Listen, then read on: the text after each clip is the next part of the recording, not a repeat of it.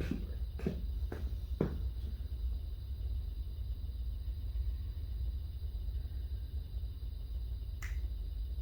man.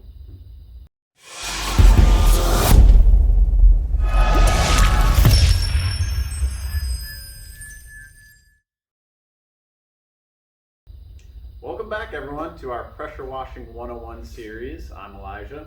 I'm Seth. Today, we're going to be talking about the bare necessities to starting a pressure washing business and what we started with back in the day. I think, we've been in business for almost a full 5 years. So about 5 years ago, what we started with, and then we'll kind of cover that and let you see what you can get off the ground running with.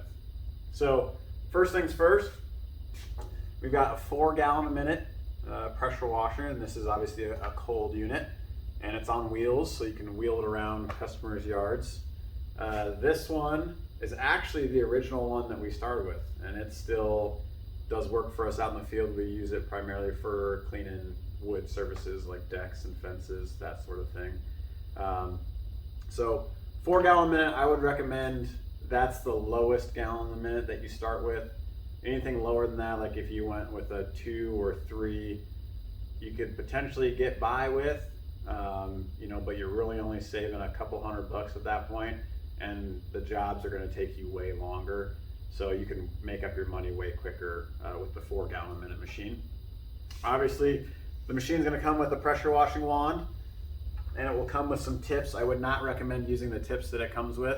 I would also go out and purchase a J-rod, which is this bad boy here. And on this, we've got our tips that we use. So we've got low pressure soap tip and rinse tip. We do have a medium pressure tip, and that's just for different applications, like when we're washing wood, you want a little bit more pressure. And then we've got our second story tip, and then not necessary, but nice to have is a shooter tip of some sort. So, on windy days, or if you do run across a property that has more than 2 stories, especially if you're using a lower gallon a minute machine like the 4 gallon a minute, that will come in handy to help reach those higher areas. And this will allow you to draw soap because of the low pressure you're using, and is also great for rinsing. That way you're not blasting away at customers' property with high pressure. That's the last thing you want to do. So that brings us to the next area. 2 buckets and a downstream injector. This guy right here will hook to your outlet end on your pressure washer. Yeah, you can flip it around there. So on this one, this is a Simpson 4 gallon a minute 4200 PSI machine. And it's got the inlet end here. So this is where the garden hose would be going into the pressure washer, feeding it. And then you've got your outlet end. So this is where the water would be exiting the pressure washer after it's ran through the pump and is pressurized. So this guy would just hook right there, and you'd end up using 1 bucket you'd have with your cleaning solution, and the other bucket you'd have, we always filled with water. So that way you could soap up, and then just when you want to rinse, flip your drop stick down over to the water bucket. And want to start with, if you're going to be doing house washing, we highly recommend going with sodium hypochlorite or bleach, and if you can, try to find 12.5%. So if you're buying this at the store, you can find this at stores. It's just Pool Shock. You can see on here the active ingredient is sodium hypochlorite at 12.5%. That's about the highest percentage you're going to get, unless you end up going to a higher commercial grade product. But if you're just getting gallons of it, that's probably the highest you'll ever find. Likely you're probably going to find around 8 to 10% at the store, and if you have to, you can get by with that, but I recommend going the full 12.5 if you can find it. And then, of course, not necessary, but along the same lines, is having a good surfactant. And we love the products by Southeast Soft Wash. This is Southern Slang. So with this, you pour in your bleach to your soap bucket, add just a little bit of this in there to help it cling to the siding when you're washing. It's not necessary to have, but it is kind of one of those nice things to have to kind of masks the scent of bleach, covers it up a little bit, and then provides a little bit extra cling on the siding. Obviously, you're going to want to have pressure hose. So you'll probably get 50 feet when you buy a machine like this. I think that's what we got, and we used for 50 foot for the first probably few months. We were able to get by with it. Part of that was we bought 100 foot of garden hose. So that way, typically a house will have at least 2 exterior water spigots on it.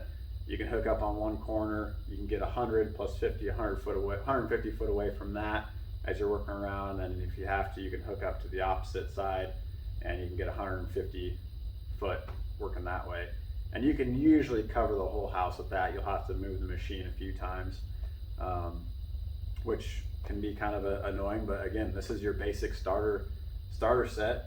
So for the machine itself, it will come with your wand, 50 foot of hose, won't come with the injector, but you're probably talking, I think the last time I looked, you're gonna be at $1,000 to $1,100 for the 4 gallon a minute machine, which I know for me especially seemed like a lot when you're initially investing in your business, but I'm telling you right now, make the purchase of the 4 gallon first and then work up from there.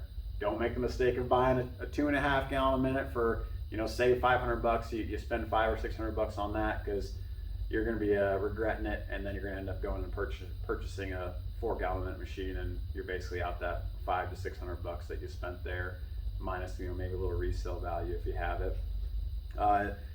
The 2 buckets, you're probably at $3 each.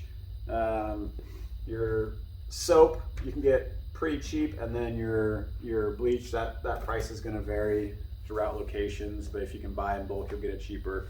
You're probably looking at $4 a gallon, $5 a gallon maybe after taxes, sort of thing for the bleach.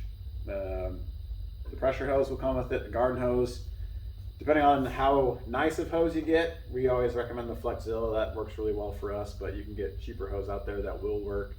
You're probably talking $50. So all in, to start washing houses, you're under $1,500.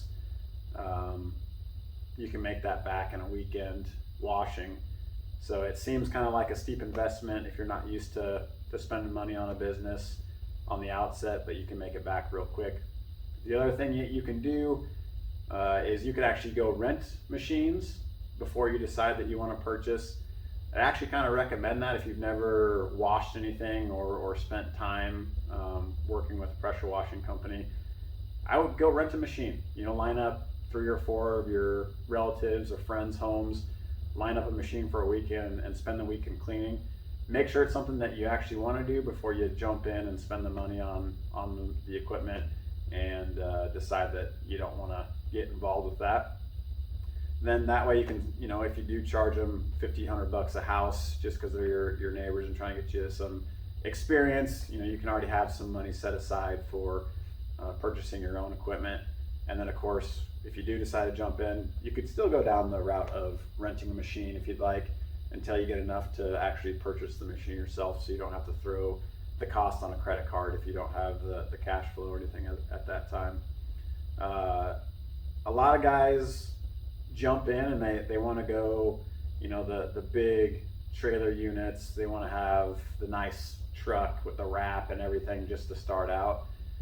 I would highly recommend going basic, putting that extra money, if you do have some extra capital, into marketing, scheduling your jobs, getting good lead flow in before you jump in and spend a lot of money on equipment. There's too many guys out there that at the end of the year, you see them on the marketplace, whether it's Facebook, Craigslist, wherever it may be, that are selling their equipment. And that's likely because they didn't establish a good lead flow before they got started, spent a lot of money on the equipment and couldn't keep up with the monthly payments for it. So yeah, this 4 gallon, like I said, we've been in business for about 5 years.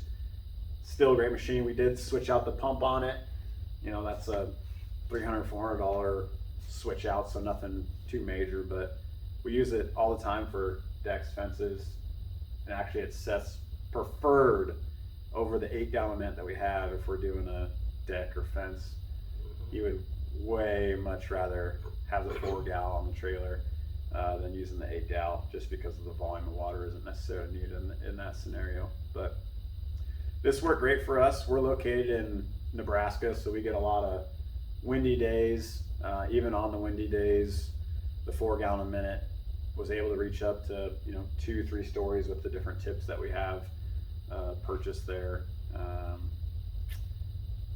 And it got us through the first year, and then we upgraded to 8-gallon after that. Really the biggest difference is you're just gonna be more efficient the more gallon per minute that you go up, so you can get through jobs quicker. But just starting out, you're probably not going to be booked out months in advance, so you have time on your side and you can really work on developing the process of washing a house and everything. And speeding through jobs isn't necessarily your biggest concern at that point. So highly recommend going with the 4-gallon a minute route.